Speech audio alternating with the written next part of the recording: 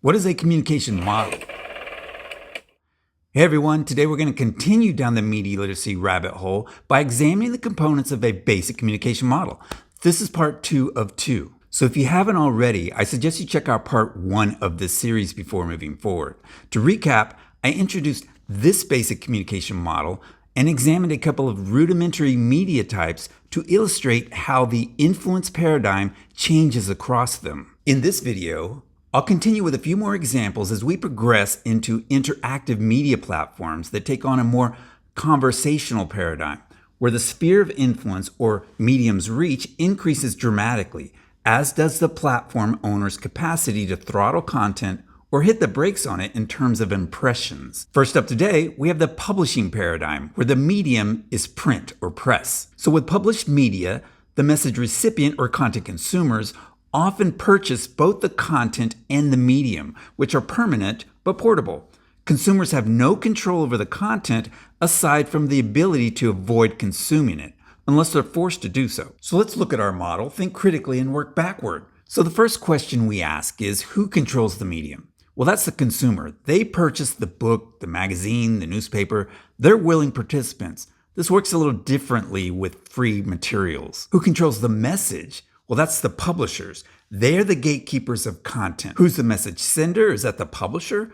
Actually, no. That's going to be the authors, the editors, the copywriters. They create the content, but all of it must be approved by the publisher. What's the direction of influence? It's one way only. One signal to many recipients, from the publisher to the consumers. What's the communication goal? Well, that depends. Sometimes it's to inform, to entertain, artistic expression, could be persuasion. And since this is commercial media, we want to ask, what's the commercial goal? Well, that's going to be revenue. Publishers compete against other publishers for consumer sales or advertising sales. What's the audience reach? Well, that's just the number of units sold, unless they're given away. So here's a publishing fun fact. If you were lucky enough to own a Gutenberg or King James Bible in the 1600s, you could take it anywhere. However, in both cases, the publishing group had narrative control over the finished product. And in this case, the finished product did not include the 14 books of the Apocrypha or the Gnostic Gospels, which were included in many previous Bible versions. In terms of media literacy, prior to 1900, literacy was illegal for many people worldwide. The global literacy rate in 1900 was about 20%. As literacy rates increased, so did programs for the earliest forms of media literacy, reading comprehension. In terms of critical thinking, the main questions would have been around the communication goals of the content creators and the publishing group. For most of recorded history, print was the primary form of published content, with content baked into the medium. This all changed in the mid-1900s with the introduction of media players like turntables and cassette players, which distinguished between the media player and the tangible medium itself. With tangible media like VHS tapes and vinyl records, content was baked into the medium and sold to consumers. As with publishing, in the media player paradigm, the communication and business goals were similar. Content was determined by producers, publishers, and consumer demand, at least in a democracy. A key takeaway with tangible media and media players was the increase in producers, creating both the content and the medium for diverse consumer groups. So next up, let's look at the broadcast paradigm, where the medium was broadcast receivers or radios and televisions. The true media revolution in the 1900s was kicked off by the rise of broadcast receivers, which could decode television and radio signals. With the broadcast paradigm, content was a temporary experience, produced and transmitted as a signal for specific stations or channels. With receivers, content consumers could choose from a limited number of stations or channels. The true gatekeepers in this paradigm were the broadcasting stations, which competed for the audience by controlling the content produced either in-house or externally. In this paradigm, content was free in most cases, while stations generated revenue by selling their audience to advertisers in the form of time slots.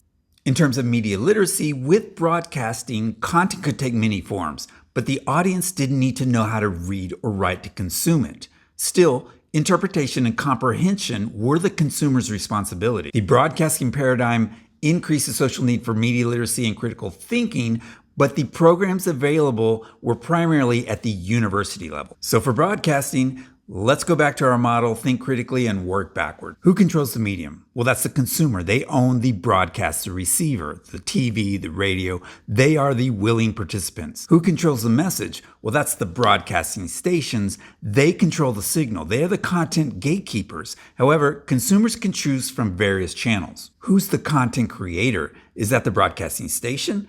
Rarely. That's going to be producers, directors, writers, and other artists. They create the content, sometimes internally, but mostly externally. What's the direction of influence? It's one way only. One signal to many recipients, from the broadcasting station to the consumer. What's the communication goal? Well, that depends on the program. Sometimes it's to inform, to persuade, to sell, to entertain. It's up to the audience to know the difference. And since this is commercial media, we ask, what's the business goal? And that's revenue.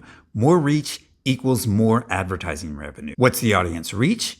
Via content, broadcasting stations compete to reach the largest audience possible in a geographic area. For the broadcast paradigm, I will include cable networks as well, which offer significantly more channels than broadcast networks do, but in many ways they're similar.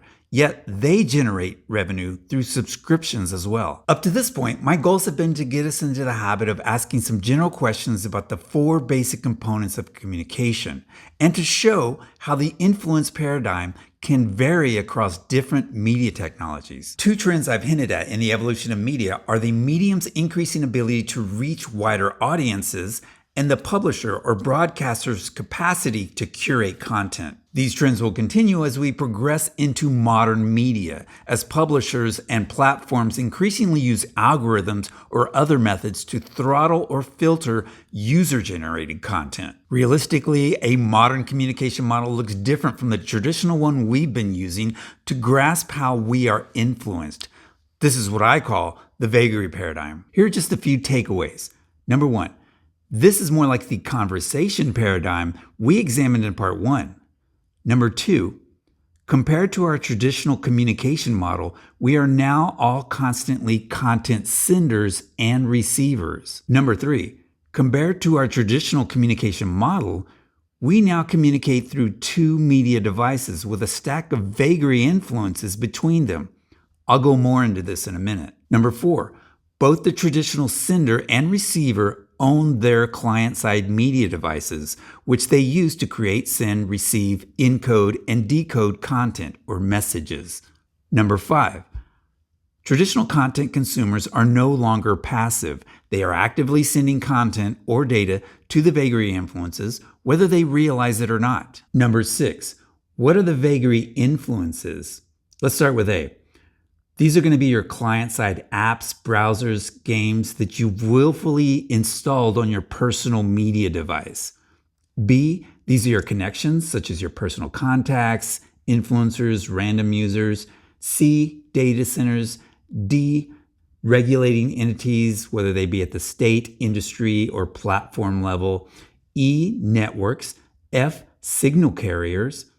G, server-side platforms, whether they be gaming, marketing, analytics or tracking, content, website hosting, business or otherwise. H, algorithmic or artificial intelligence, and the list goes on. The key takeaway is that modern media and influence look more like a conversation where anyone with access to the internet can participate. However, the vagary influences play a key role in moderating content and conversations about culture, society, social norms, and more through content throttling, censorship, shadow banning, and other means. Is this a lot to consider? Yes. But let's go with the basics. Let's think in terms of the content consumer and work backward. First question, who controls the medium? Well, that's us. As consumers, we own the media device. We are willing participants. Who controls the message? Well, that's the vagary influences through a variety of entities that change as we navigate across sites and platforms. Who's the content creator? Well, that's potentially anyone, anywhere, including AI platforms. In fact, most modern content is piped in from various sources or senders. What's the direction of influence? With modern media, content and data go both ways constantly. What's the communication goal? As with the conversation paradigm, each vagary influence has its own goal. Could be to sell, persuade, inform, misinform, entertain, bully, the list goes on. And since this is commercial media, we ask, what's the business goal? And that's revenue. Every vagary influence has its own business goal and competes for the widest possible audience. What's the audience reach? Well, that depends on your own personal vagary influence stack. Overall, this profound transformation from traditional media to modern media began in the 1990s and has only accelerated since. The key abstract difference is that the content we consume no longer originates from a single source. It's not one book, one movie, one album, one broadcast signal. There seems to be an infinite number of partnerships and relationships between publishers, carriers, data centers, applications, artists, or otherwise. Additionally, the modern media landscape lacks consistent industry, national, and international regulations, making personal accountability almost non-existent. All these changes with media have prompted a rethink regarding media literacy. As I mentioned in part 1, it's no longer just about developing our critical thinking skills about the content that we consume. It's about understanding how our participation contributes to our community, our culture, and our society. And it's about knowing when to use our skills in an environment where we are constantly immersed in media.